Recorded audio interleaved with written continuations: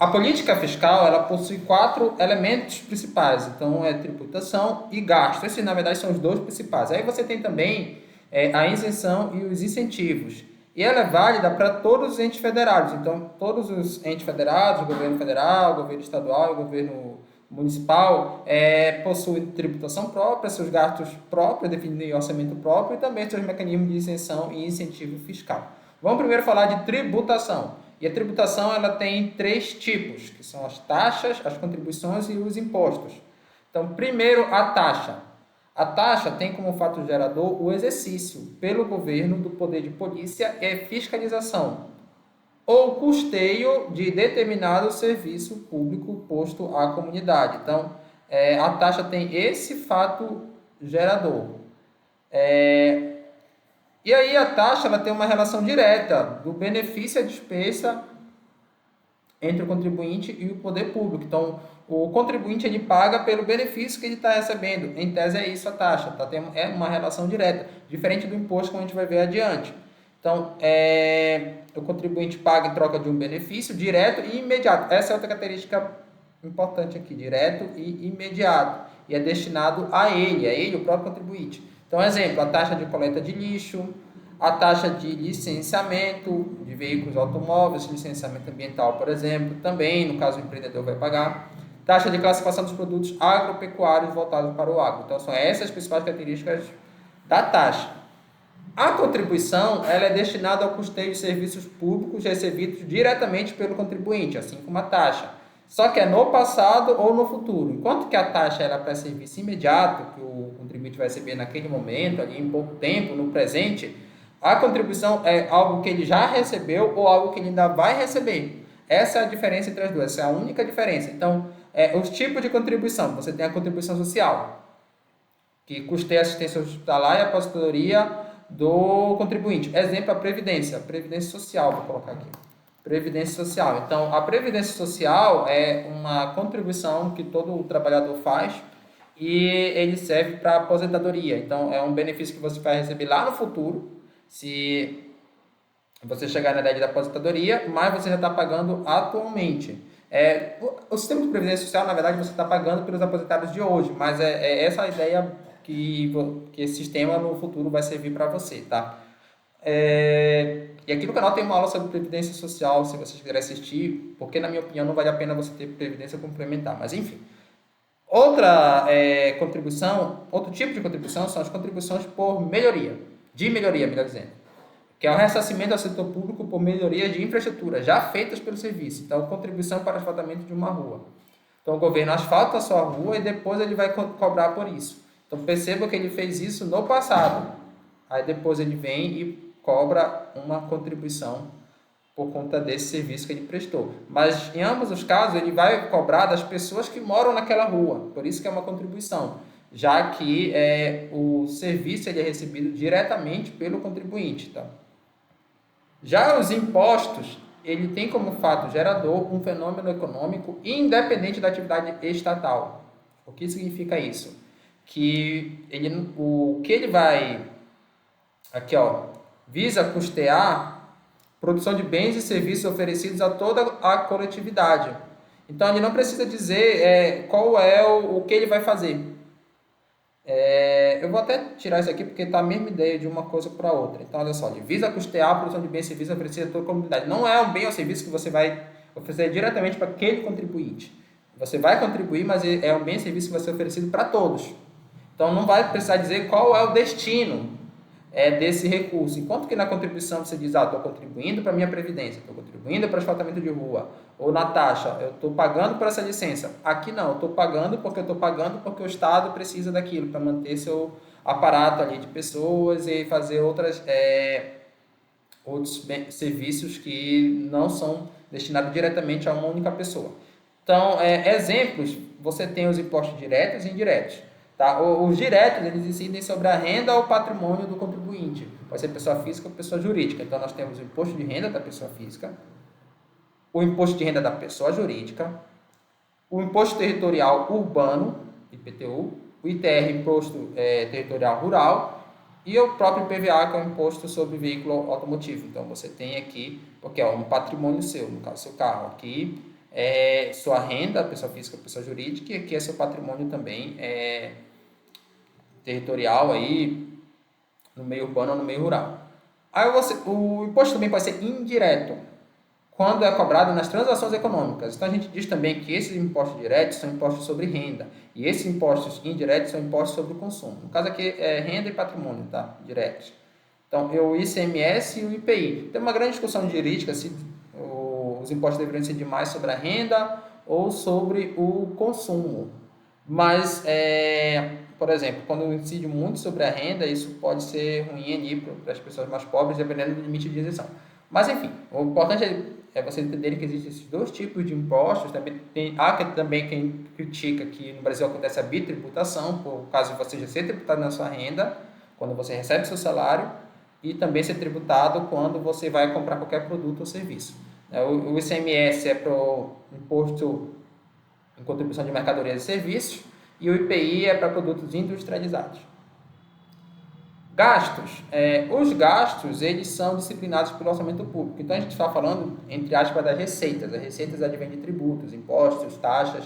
Só que o governo pega essas receitas e vai fazer despesas de diversas naturezas. Na verdade, o nome genérico é gastos, tá? Porque você tem despesa de investimento, enfim.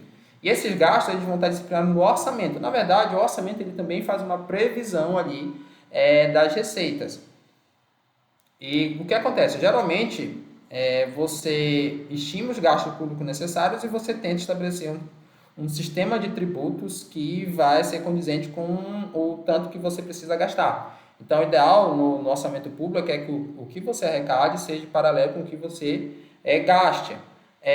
Isso nem sempre você consegue arrecadar, porque se você colocar muito tributo, as pessoas vão migrar para o mercado informal. E aí você vai acabar, se você colocar uma alíquotas altas de tributo, para tributar muito o imposto pela renda, o ICMS, enfim, se a alíquota de tributação for alta, as pessoas vão migrar para o mercado informal e o governo vai acabar arrecadando menos do que ele espera. Isso aqui é conhecido como a curva de Laffer. Tem um pico para a arrecadação estatal, a partir desse ponto o Estado começa a arrecadar mais, mesmo que aumente a alíquota de tributação. Isso eu já expliquei em outra aula aqui dessa playlist de economia. Então, essas leis que definem o orçamento público são 4 leis principais, tá? O Plano Plurianual, PPA, a Lei de Diretrizes Orçamentárias, LDO, a Lei Orçamentária Anual, a LOA, e a Lei de Responsabilidade Fiscal, a LRF. Na verdade, essa aqui ela também serve para disciplinar, e os principais instrumentos de gestão de orçamentária são esses 3 aqui no Brasil. O que é que essas leis preconizam? Basicamente, a transparência e o controle do endividamento público. O governo, antigamente, na década de 80, antes da década de 80, não tinha esse controle. Então, ele gastava o tanto que ele podia, fazia dívida, não tinha tentar prever o orçamento, tanto em termos de receitas como de despesas. E aí essas leis vieram para dar uma melhor gestão do orçamento público, baseado ali na ideia da administração gerencial, da trajetória da administração pública no mundo e no Brasil, passando pela fase ali patrimonialista, burocrática e gerencial. Essa fase gerencial, que é mais recente, ela traz instrumentos da iniciativa privada para a gestão pública. Tá? Tenho aula aqui no canal também sobre isso. Então, um desses instrumentos é o controle dos gastos públicos. No Brasil, geralmente a meta é superávit, ou seja, você arrecadar mais do que você gasta, ou gastar menos do que arrecada, porque o Brasil tem uma dívida e o interessante seria diminuir essa dívida com o tempo. Claro que isso depende muito da orientação política do governo atual, né? No governo, seja de qualquer nível. Geralmente os governos mais intervencionistas, mais de esquerda do ponto de vista econômico, eles gastam mais. E os governos de direita, do ponto de vista econômico, gastam menos, mas isso pode variar. Observação, se o endividamento público aumentar, o governo terá que aumentar os impostos sobre as empresas, né? No caso, ou sobre as pessoas no geral, não só sobre as pessoas físicas e jurídicas. Então tem esse problema aqui do endividamento público no longo prazo, causar aumento dos impostos e diminuir ali a atividade econômica, porque vai ter menos incentivo ao empreendedorismo, enfim, por conta de mais impostos. Só falando aqui das 3 leis principais orçamentárias, nós temos elas são elaboradas, pessoal, pelo Poder Executivo. E a cada período, cada ciclo. No caso da PPA, ela vai ser elaborada a cada 4 anos, que coincide com o mandato do Poder Executivo, seja do presidente, do governador, do prefeito. Não coincide com o mandato, mas o tempo é o mesmo, dá 4 anos. Já vou explicar melhor isso. Já a LDO e a LOA, elas são elaboradas a cada ano, cada exercício fiscal a cada ano. Então, o que é que faz? O governo executivo tem que elaborar, geralmente as leis do Brasil são elaboradas pelo legislativo, mas as leis orçamentárias são diferentes, são uma das poucas leis que são elaboradas pelo executivo. Então, o executivo elabora e envia ao legislativo até o dia 31/8 do primeiro ano de mandato. Então, o que significa isso? O presidente foi eleito lá em 2022, por exemplo. Em 2023, ele precisa mandar até o dia 31/8 o PPA que vai ser do próximo ciclo de gestão, que vai desde 2024 até 2027.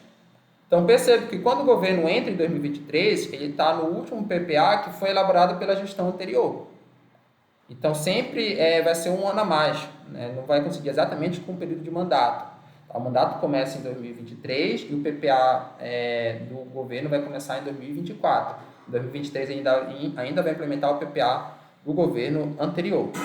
E aí, quando é que ele devolve ao executivo? Tá? Até o dia 22 de dezembro, porque, lembra, o governo manda ao legislativo, o legislativo vai fazer suas ponderações, suas emendas orçamentárias, por exemplo, vai mudar aquele orçamento, no caso não é orçamento aqui, no caso é o plano plurianual, vai tentar mudar as diretrizes que ele dá, tá? O plano plurianual ele é um instrumento estratégico, que ele dá o caminho lá para o orçamento daqui a 4 anos de longo prazo, está considerado longo prazo nessa gestão, né, nesse ciclo aqui orçamentário, e até o dia 22 do primeiro ano de mandato, 22 de dezembro, ele tem que devolver ao executivo. Aí o executivo vai ali sancionar. E a vigência é de 4 anos. Já a LDO e a LOA tem vigência de apenas 1 ano. O que é que acontece? Todo ano, até o dia 15 de março, o executivo tem que elaborar a lei de diretrizes orçamentárias, que vai dizer quais são as prioridades do orçamento, né? e também as metas, as prioridades, perdão, e as diretrizes e as prioridades do orçamento para o legislativo. Então, vai enviar para o legislativo até o dia 15 de março. Isso já estou falando do orçamento do outro ano. Então, se nós estamos em 2023 e 2024 agora, esse prazo até 15 de março é para o orçamento de 2025. Tá? Aí depois tem que devolver ao executivo até o dia 17 de julho e tem a vigência de 1 ano.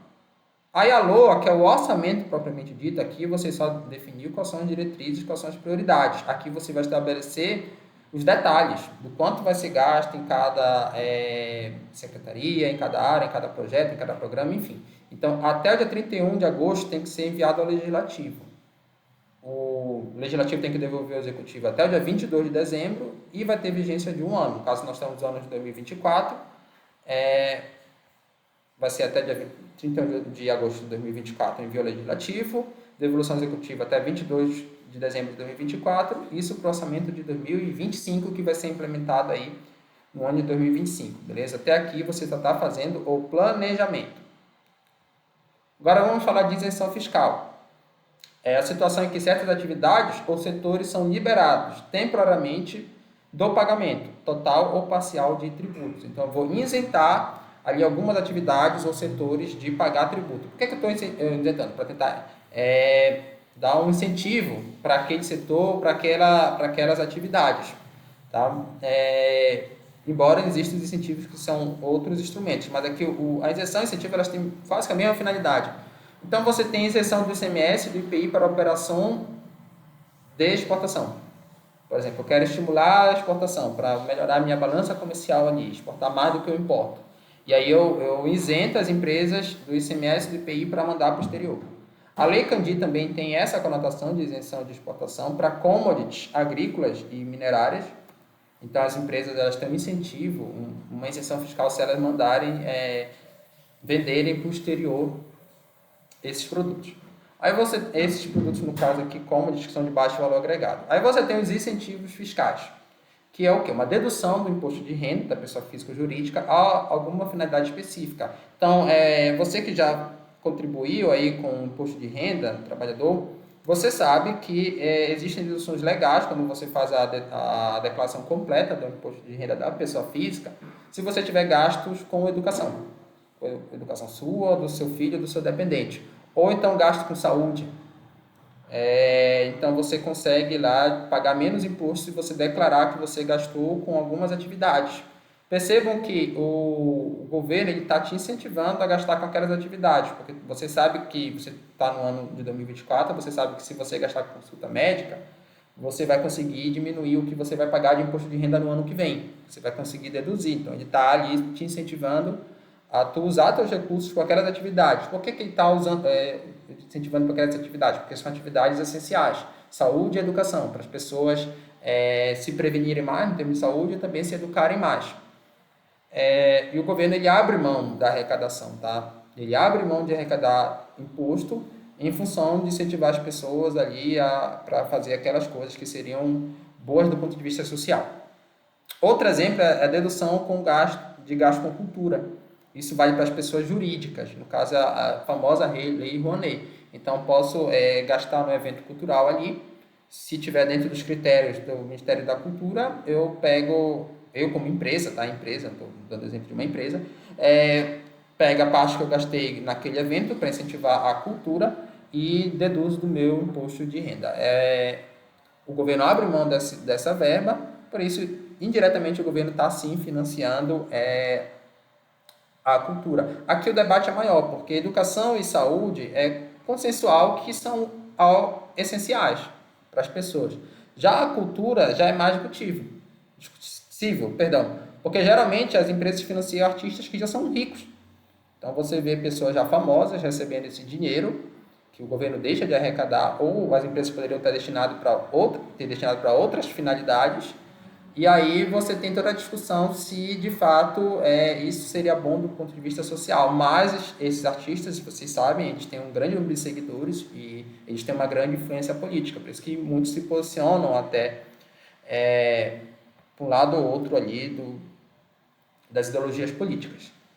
Outro exemplo, pessoal, que na década de 60 e 80 houve vários incentivos fiscais para o desenvolvimento das regiões Norte e Nordeste. Então, você tinha, de fato, o governo incentivando as pessoas a empreenderem nessas regiões. No caso da região Norte, na Amazônia, você tinha não só os incentivos para as pessoas empreenderem, mas para as pessoas ocuparem mesmo. É uma região que até hoje você tem a menor densidade populacional do país e você tinha aquele meio que receio de uma invasão estrangeira.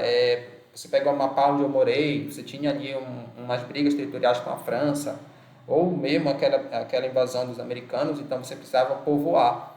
Então, nessa época, por exemplo, o governo incentivava o desmatamento. Ele pagava para as pessoas irem lá, se estabelecer e desmatar as áreas. Isso foi o começo ali do desmatamento na Amazônia, recente, tá? Foi por aí. Foi com o incentivo do próprio governo, os projetos, enfim. Depois a mentalidade mudou, tá? Principalmente nessa questão do desmatamento, mas você teve sim muito incentivo econômico, fiscal para fazer desmatamento nessa época na região norte. Então, pessoal, não esqueça de curtir, compartilhar e se inscrever no canal.